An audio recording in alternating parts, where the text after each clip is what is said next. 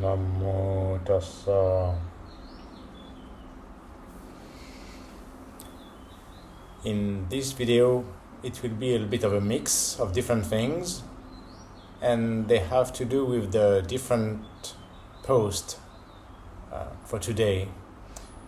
Of course, everything can be connected, so I will refer to the different quotes that I posted and just speak about different things,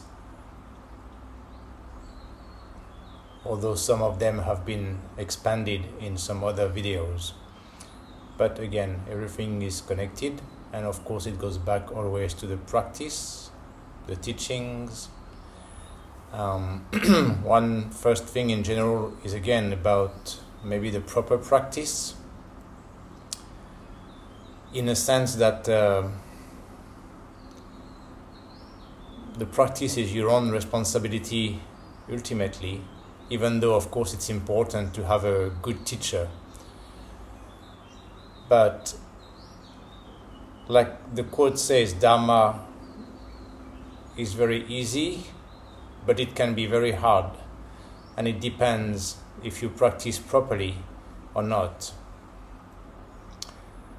And the point of the practice again is to actually doing the least, so it should be really easy. This is the most simple thing that we ask a human being to do. And you just have to let things happen, and you just sit as a silent witness of things that are happening, and you just observe them for what they are, yatha bhuta, and you just don't need to reflect too much on them, or wondering too much, or worrying too much. Everything that happens is there for a reason, and yes, it all comes from your own mind, so it's already within yourself, whether you were aware of it before or not, or some new things happen and show up. That's just part of the practice, of course, because ultimately that becomes like a deep psychoanalysis. So there can be a lot of things coming up that you were not aware of. There can be some strong things coming up, but again, that means that all of this was already within you without your awareness. But if they are coming up, that's a good sign. That means that the operation of the mind is working, that the practice is working. And your job is only to observe, to be a neutral witness, and not to react to any of this. Not being emotional, not being attached, and that's the way actually they will go away for good. So it should be easy actually, and that's what I meant before. Like if you go also like in the Goenka retreat, this quote is from Goenka too, but you shouldn't need to have really any questions actually for the 80 or whatever, because again, you are asked to do the most simple thing, and you just have to accept things for what they are. So yes, you can wonder where they come from, what they are about, but that's all about your own psychology and your previous karma.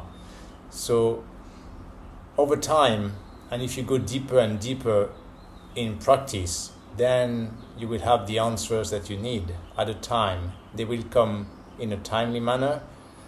And again, the point is to let things come naturally, not trying to force. Nowadays, of course, things are different. People's minds have been conditioned to be more and more impatient, instant gratification. I want to know everything at once. But that's not what Dhamma is about. Because it's all about experiencing from within yourself and let it come out. It's a good, the proper psychotherapy that way. So when it comes from within yourself naturally, then you will know the how and why. So let it happen that way. But practice properly exactly the simple way, the easy way, so that you can manage to go deeper and deeper with stronger and stronger concentration.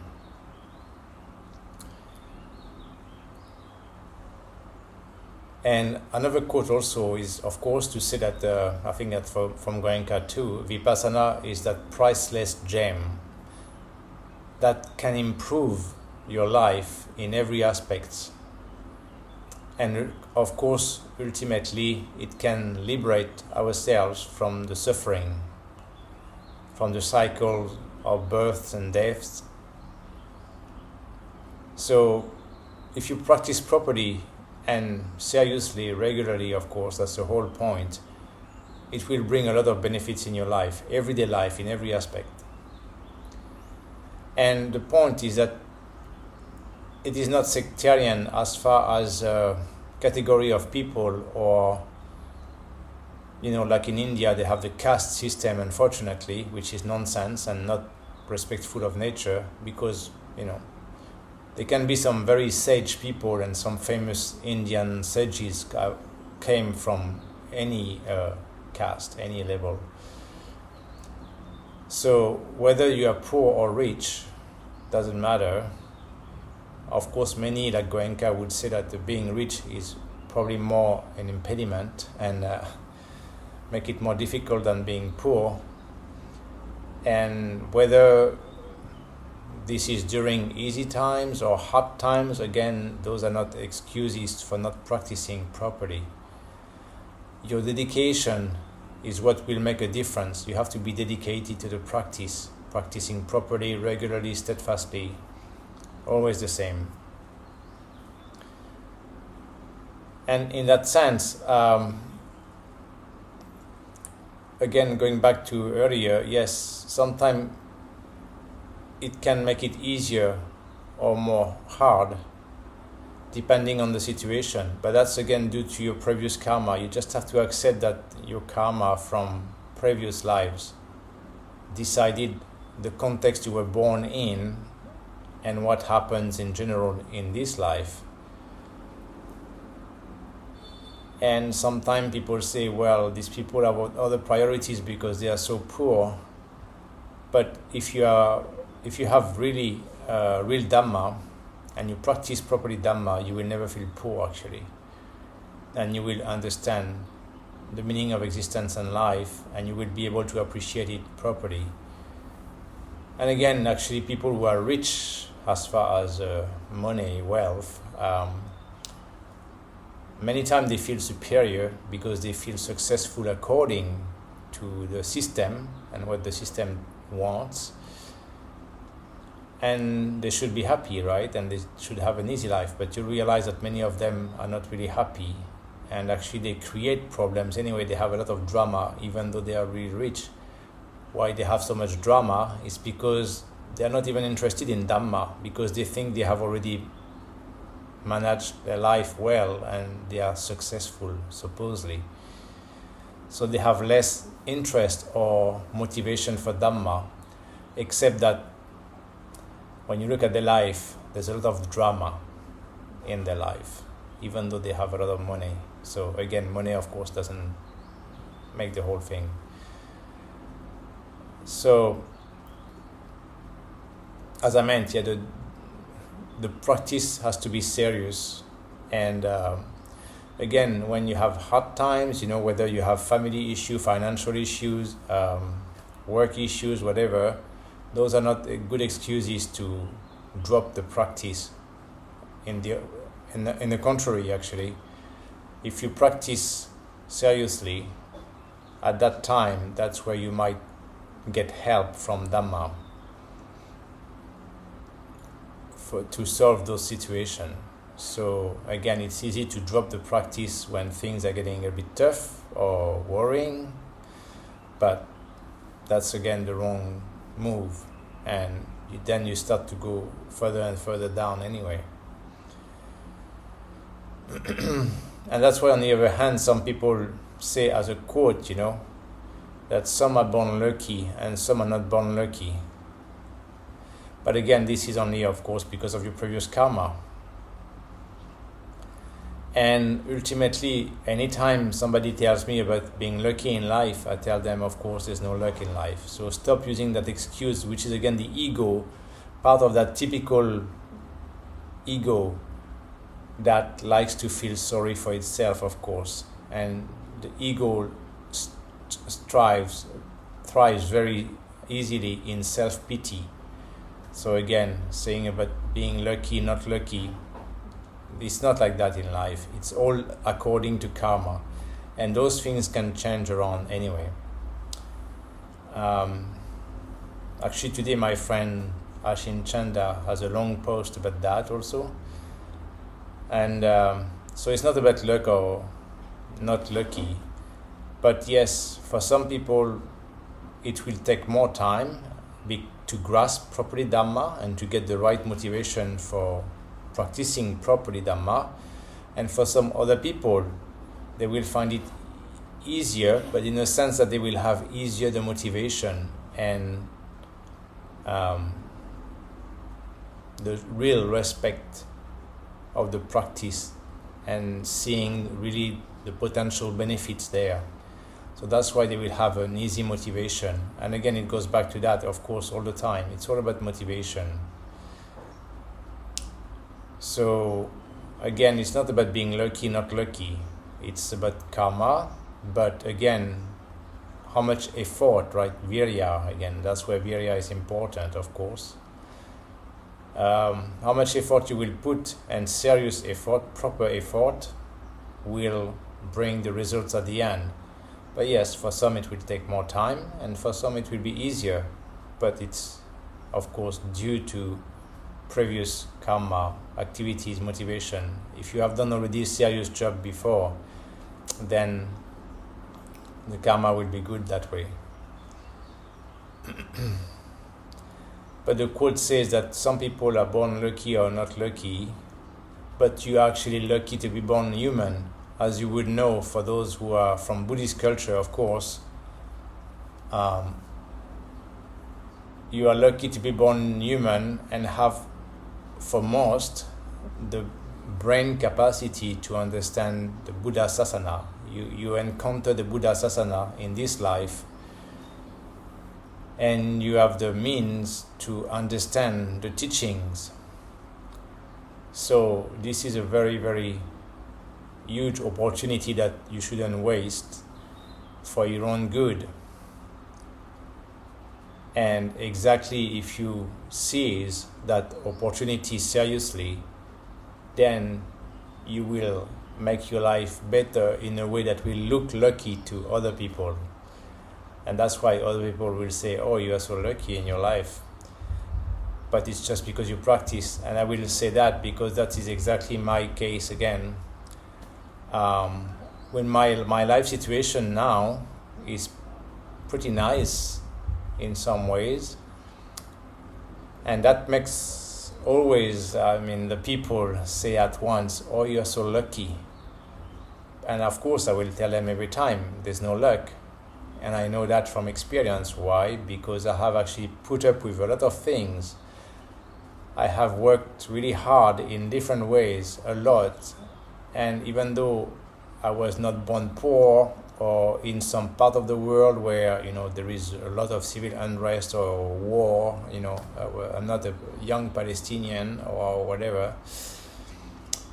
But again, actually, in some ways, sometimes I created hardship for myself, but for the sake of the experience, which is one part that many people won't understand, that if you have the means to have an easy life and comfortable life, why would you make it hard? But exactly because, again, I had the mind for that. And in many situations, I will create the challenge. And why? Because I know that through challenge, you learn, you progress, you improve. And that's why I was always aware of that. And I have done some really hard work anyway, and worked in very, very hard conditions, put up with a lot of very difficult people or bosses or whatever. So I've done a lot of things, traveled in many countries and exposed myself to some situation. Yeah, a few times I thought I was dying at that moment. I was comfortable with the idea of dying at those moments, but it happened a few times. So all of this, but then I had the Dhamma, the proper Dhamma inside myself, and I trusted that. I gave my faith and the real trust in life, in Dhamma, so Dhamma gave back. And as I also posted a quote that says that uh, if you practice properly Dhamma and you have the real faith, Dhamma will protect you. And I would confirm that from my own experience too. So, but again, it's not about luck, it's a few things there, and being humble towards life and Dhamma, have faith, practice seriously, and not feeling sorry for yourself so easily, and make your life always about trying to make it easy and convenient and comfortable as most people want. And of course they have to pay the price anyway.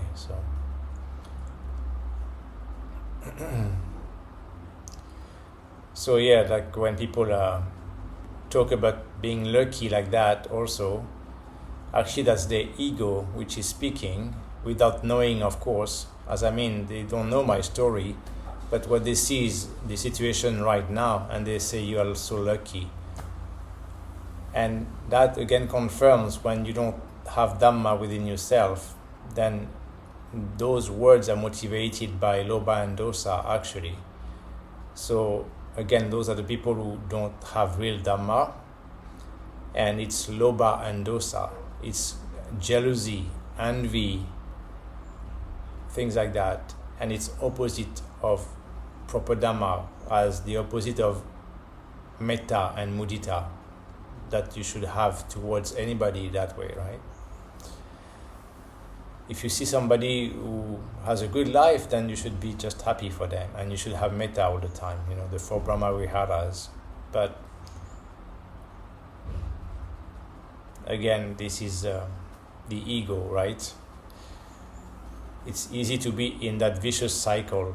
You don't care about Dhamma, and you have grown up full on into the system values, which is very ego-centered, self-centered, and what you want is you want an easy life, and you want a convenience and comfort. Well, that's not what life is about ultimately. If you think that things should be given to you and you take things for granted, of course you haven't understood life. Then the karma won't be so good. And also there was something about then the teaching in one way and finding a proper teacher. Actually today there was a quote that says, it's a famous quote that has different versions, but basically when a person is hungry, it's better to teach them to fish than to give them a fish, right? And of course, as I meant just before, no matter your situation, no matter the context of your life and what is happening, teaching or learning Dhamma properly is better than getting the work done by another person, right? It totally makes sense. So that's what this quote is about. You can feel sorry for some people sometimes, and they are in a difficult situation, and you can have empathy, you can have compassion, of course, metta, karuna, mudita. So you might want to help them when you see the situation. But as I meant earlier, in a classic example is when people are quite poor and their life is quite hard seemingly, but it's still really worthy to teach Dhamma and to learn Dhamma. And then you can grow up yourself like that, right? So in some ways, if you just keep helping people, if you keep doing things for them,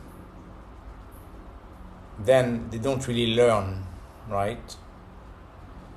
And then if you don't really learn by yourself and to take care of yourself, to take responsibility for yourself, then you'd never really grow, you never really improve. So, and that's also maybe a reason why you see actually many Arahat in different countries, many sage, they come from very poor areas, poor countries, and what would have made the Western people feel sorry for them, again, coming from the West with the whole wealth and the idea of success, but they would look at them and feel sorry for them. But actually, with a simple life, again, back to being simple, you can develop the proper Dhamma values to become a really wise being instead of having everything done for you as you are used to. And that's why in the West, people actually should have an easy life because they have the comfort and the convenience. They still make enough money to have a decent life, yet they always find something to not be happy about, and they always have drama.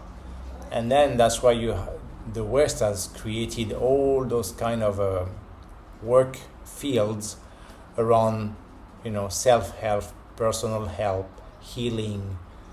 So people spend the money going to these people to try to help them feel better about themselves. I mean, of course, it started with psychology, which is another thing, because some people have some serious mental issues that can be also like a physiological issues anyway, that there's nothing that can be done with, or sometimes with the chemicals and stuff. But in general, that's why the West, and if Asia look up at the West still with that reputation of in the West is so nice and stuff, spend enough time in the West and you will see, and especially in North America, you will see how much, people have some serious mental issues just because life has been too easy. And that's exactly the consequence of taking things for granted, and not because life is so easy, you never care about questioning things enough and to get into Dhamma. And then you don't care, you become just very selfish and self-centered, like most people are in that way. And that's why they like to use and abuse the natural resources just to make their life easier, more convenient, more comfortable, without caring about the rest and what they do to other people, to the planet in general. And that is a big consequence with karma, but they don't notice it that way, of course. But then their mind is just getting over time more and more unstable, agitated. And then that's why there are all those fields that have been created, and people go to those places to be taken care of, again, because they're too used to that they pay the money and then somebody's going to do it for them. That's not the right way. You have to learn yourself, and you have to do the work yourself, put in the effort to learn and to grow up that way. So again, it's when people like to go to the healer to be healed, but they don't learn to heal themselves, when healing yourself, of course, is the main thing, and that's the real thing. And then also there was another quote from that famous nun, American nun, Tibetan nun, Jetsunma, that says, the ego is very happy to be miserable, because if we are miserable, especially full of self-pity, and then so sorry for ourselves, then we can keep being self-centered, then we make our life about ourselves. And then the ego is happy, because that means it will constantly try to get attention from others and make others feeling sorry for you, instead of actually really caring properly. Some people mean to help again and care for others, but ultimately the proper way is very rare. Exactly, especially in those developed countries, so-called developed countries, with the wealth, too much comfort and convenience, it has created this neurosis, right, of the mind, because the people don't have enough challenges, the real life challenges, The only challenge they have is to try to get the exams, to get the diploma, so they will get that job or whatever. But the real life thing, the basic of survivors, they never had to deal with that. And that's why they're so useless that way, actually. They have no skills, no real life skills, which they don't teach you at school, of course, for a reason. School system doesn't teach you the real life skills for a reason, but only to make you part of the system of just be a good product, learn. Again, all these things being against nature and natural laws, of course, in those so-called developed countries, it has developed actually this psychosis and neurosis and all these mental issues. And again, North America, of course, ahead, as always, in that way, on that path. You can look at that and, ultimately, actually, that's how I feel now when I go back to North America in general. I feel like I'm going back to that huge asylum. And I see people behaving and the way they speak and the way they behave with each other. It's like, they have definitely lost touch from the real life things and values and priorities. And well, there could be many examples, but anyway.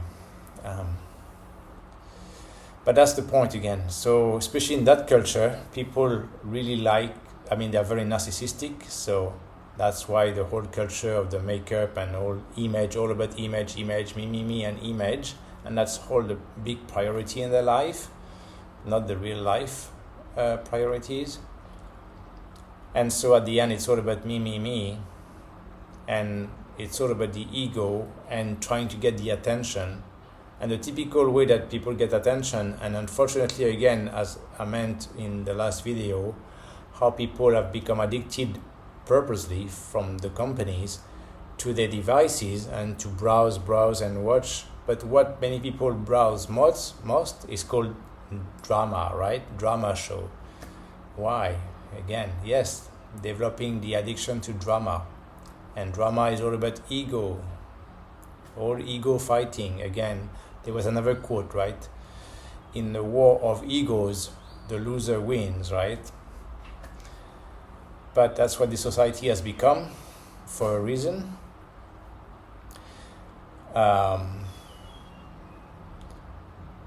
And there is this whole expression that you can find online in different situations of what people like to do. They like to binge watch drama shows.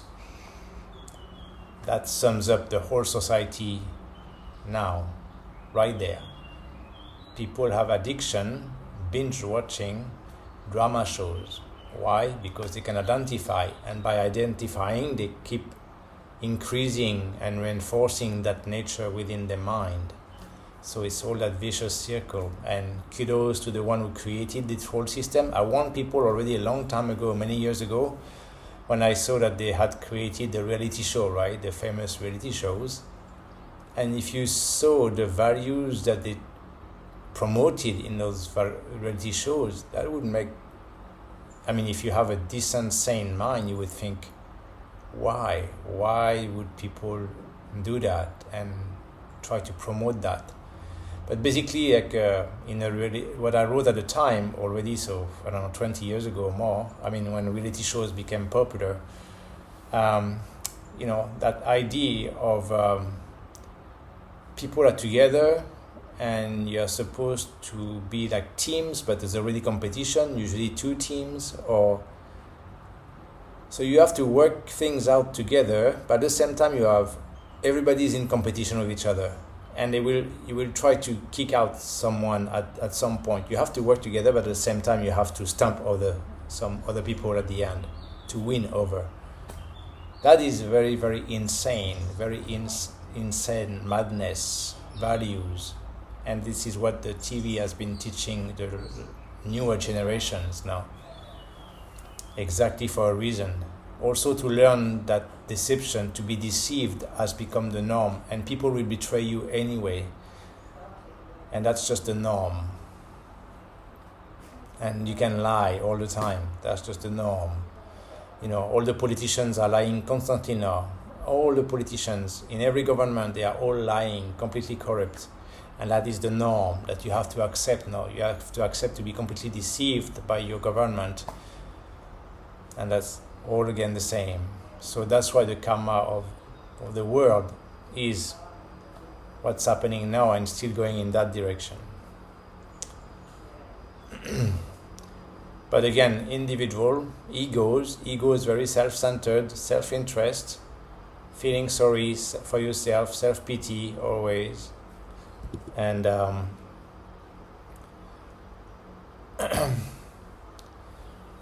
So the so that also transfers into the global scale, of course, right?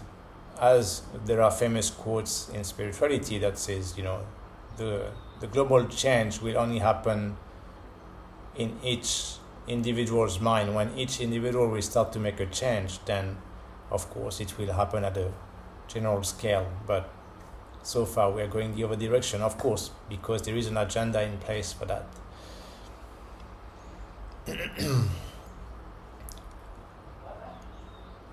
And then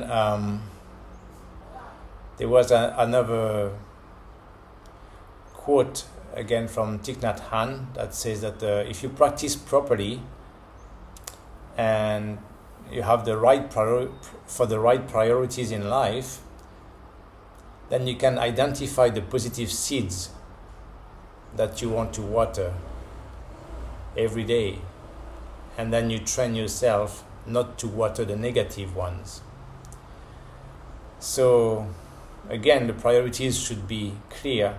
Yeah, that relates to another video that I made about a famous quote in the Dhammapada about mixing up between the essential and unessential in life. And in that case, I will use different words, but of course, Thich Nhat Hanh was really good that way for explaining those things. But the positive seeds of the mind, water the positive seeds of the mind, and let dry out the negative seeds. Forget about them, don't water them. And that's the same like we say in Pali language, the difference between kusala and akusala. And so you have to focus on the good and the positive, and then drop the negative. Forget about the negative, the drama. Like some friends have created a bumper sticker that was pretty good. Increase Dhamma, decrease drama. Okay, and in English it can be tricky, right? You have to be careful what to say between Dhamma and Drama, because that's the opposite. Yeah, there is Dharma and Drama. Opposite. So kusala and akusala, and as defined in different ways, and also in the Satipatthana Sutta, the 4 right ways of the mindset for training the mind in the right direction, as we would say. Despite some people say that you cannot know what is right or wrong, the right direction, what is the right direction. Yes, it should be pretty obvious. Those people have issues, obviously. Between kusala, akusala, and the 4 ways, of course, is first try to get rid of the defiled mind, the defilements of the mind, which we call kilesa. So again, moha, lobha, dosa, delusion, greed or passion, and aversion, hatred, jealousy, all of this. So try to get rid of that, of course. Don't water these seeds, and then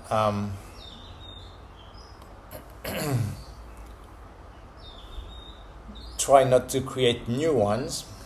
Again, life is full of situations that will want you to react at once. So be able to have the time and the space in the mind to see what you feel when something happens and what your reaction wants to be, and take the time to see if it's negative or positive. And again, it's the same. So try not to create new kilesa. So try not to react negatively. So, because as we say, the kilesa, the defilement of the mind, creates the sankhara, the reactions that actually create imprints inside your mind, inside your brain, those neurological connections that are created, and then over time, that's what attract the bad karma, right? So the more you have strong negative reactions to anything that happens, the more you create neurological pathways and you reinforce that part of the mind, and then the karma will follow, of course, being more negative.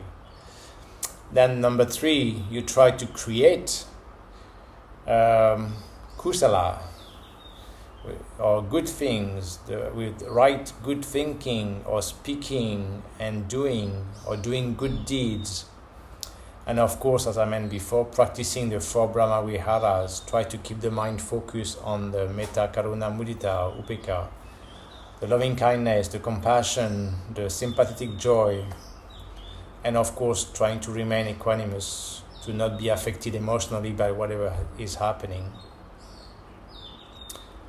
And then number 4, of course, is try to sustain or reinforce the one that are already there, the kusala, the good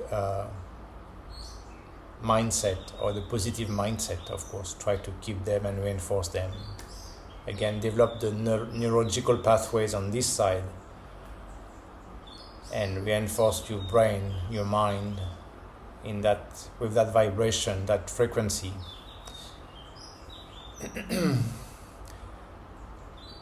And ultimately, when you practice properly and you can go deeper and deeper in concentration, you will reach a point of awareness that goes to the subtle sensation everywhere. Then what I mentioned before, that we call Bhanga, for example, is the higher level already, like the 4th jhana. You can become aware of all the vibrations within your body everywhere, all the time, which are billions of biochemical reactions in your body. And you can reach that level by practicing seriously as much as possible, and with the right mindset, which is the quiet one, the non-reacting one, and accepting. Then you can become focused and sharper concentration, deeper. And that goes to that little quote that says, try to experience the silence in the noise. Again, it goes to also back to what some people say, that you should be able to meditate anywhere, and even if it's noisy around, whether at home and it's noisy people, noisy family, or whatever, kids around, or outside somewhere. And as you may experience in Asia, some people have a little bit of a, again, dreamy idea of coming from the West, being motivated by Vipassana, and go to Asia, and then they will go to all those meditation centers, and they will be surprised that people around just keep on living their life and make noise. And yes, you are meditating there, but they don't really care, So if you can reach at some point that level, that is deeper and deeper concentration, then you will manage to start to separate and distance from your senses, the 5 senses.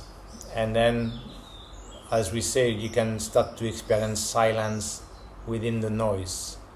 So you can have noise around, but you still manage to have such a focused mind that the noise is blocked out, and you actually are aware of the silence within. It becomes really silence. You don't have like the ears reacting to noise. And I made a quote that way, that you can, for example, when you reach that level of concentration, which is a very high level already, because you manage to detach things, you manage to discern. Discernment is a big word also. But you reach such a level of sharpness of concentration. That was for the noise, for example. But I say, for example, when you watch a waterfall, will you be able to see the drops in the water of the waterfall? You can actually have that level of concentration. And then same in the air. When you are very concentrated, you reach a higher level. You can have the eyes, and you can see the air molecules because of course air is not empty, it's not nothing.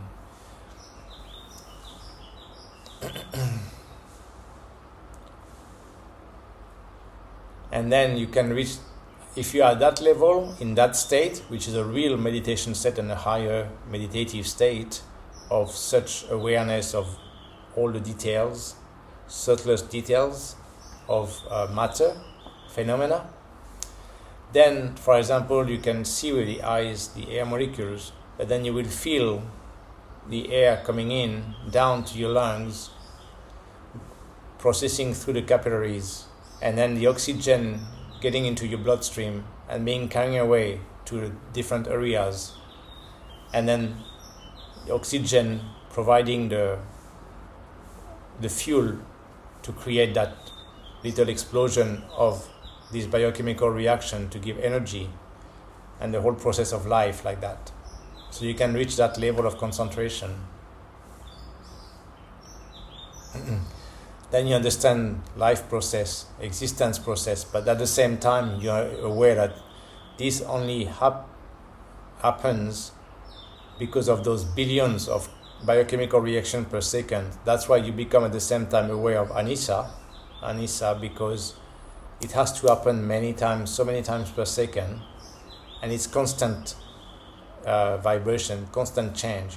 It's not just one thing that is established like that, like solid, of course. That's at that point that you can reach the stage where you become aware of anatta, and ultimately that Dhamma is in charge. That's the laws of nature and Dhamma, and you're not in charge, of course. You're in charge only of a little bit of that. Like I said before, as it is known, the breath is good because it's both. The breath, you can, if you suddenly become conscious of it, you can try to affect it, and you can affect it, but only when you're conscious. But 95% of the time you're not even aware of it or conscious of it, and it just happens. It happens to keep you alive, but thanks to Dhamma, thanks to the laws of nature, not because of your free will. So and then after that, you can detach from those five senses that way and be so really centered with a very, very sharp mind, very concentrated. And then you can move into the higher jhanas. As there is a quote also that says, develop a mind that is vast like space, where experiences, both pleasant and unpleasant, can appear and disappear without conflict, without struggle, without harm. And again, that's what I meant. You reach that point where you have become aware of our true nature, which is constant change but so rapid. Billions of times per second, things are happening. And then you can only understand with the right view at that time, samadhi, our true nature that way, of Anissa, everything constantly changing, impermanent, and anatta, then there's no real self, there's no real solid self that is steady, constant, the same, of course. You are just that because of those things, billions of things happening per second.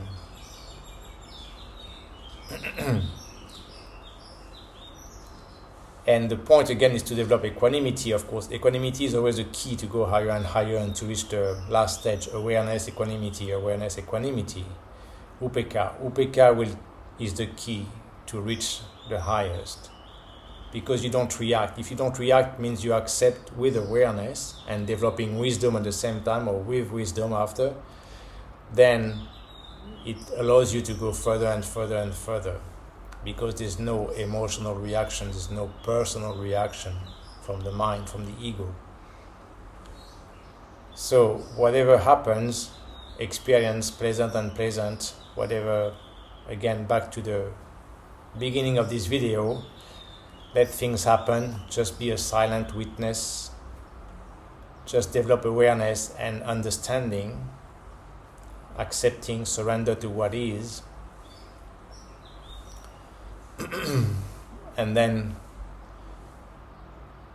it will take you higher and higher, further and further on the path. And then, as we say in that quote, develop a mind that is vast like space. So you have the awareness of anicca, the impermanence. Then you can rest in a mind vast like the sky. Then you have suddenly expanded, which are the definition of the the first higher jhanas, the number 5 and 6, expanded space, because you have detached from the 5 senses and the body, the material. Then you can allow the expansion, and then expanded consciousness after that. And if you rest in that again with equanimity and awareness, very focused, sharp mind again, then it will take you in the 2 next ones, and maybe to Nibbana. So that mind that rests in space, vast like the sky, in silence, that can separate from the outside, of course, and from the noise. Of course, you can close your eyes, you don't see, but even if you had open eyes, you wouldn't see things, because you would be already so much within anyway. So you are really detached, and you do that with the 5 senses in the higher jhanas. They are called arupa jhanas. There is still the mind there, of course, which is number 6, 6th sense, the mind. And then, of course, you can experience ultimate peace already at that level, pretty much, because the mind is so peaceful, everything is so subtle, but so much tame. There's no like high vibration, like high crazy things. You have left, in one way, the body in that sense. And then there is a quote that says, the result of retraining your mind to process life as it is, acceptance with awareness, detached, rather than as you think it should be.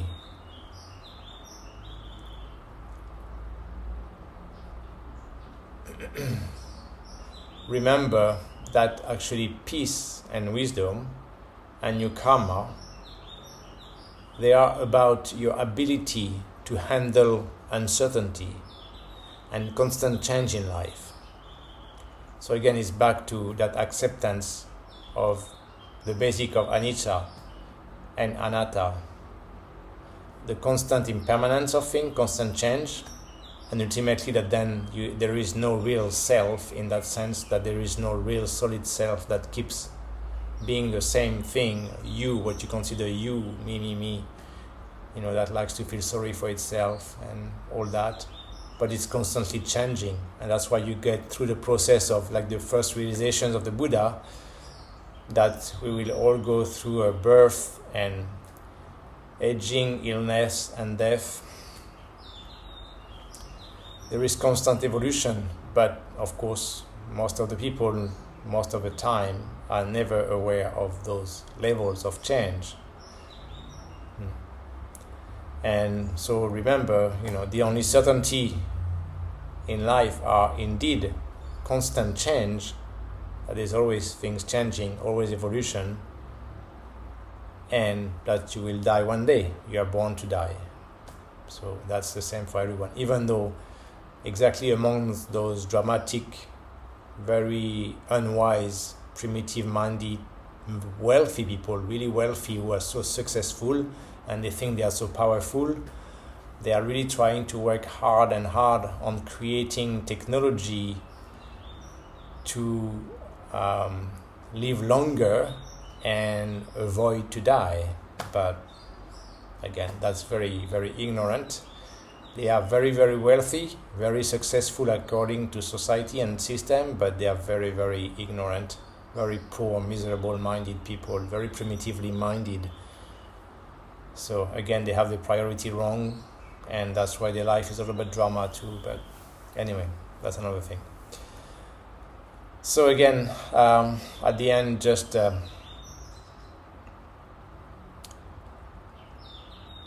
Be patient, practice seriously, regularly, steadfastly, have faith, and be patient. Have the patience and to keep the practice really good like that, steady. As another quote, again, the day that you plant the seed, of course, is not the day that you harvest the food, right? So if you understand the potential benefits of proper practice and develop the real faith and practice properly, and always you can find some time to be silent for a bit. Ideally, of course, when you wake up, just wake up a little bit earlier and spend time in silence and focus on the breath. Just before sleeping, the same, you may be tired and everything, whatever, but just sit, relax, surrender, and spend a bit of time in silence like this. No screen, no distraction before sleeping. Focus on your breath, and then have that patience with steady, regular practice, and then you will see that you can get really great benefits later in life.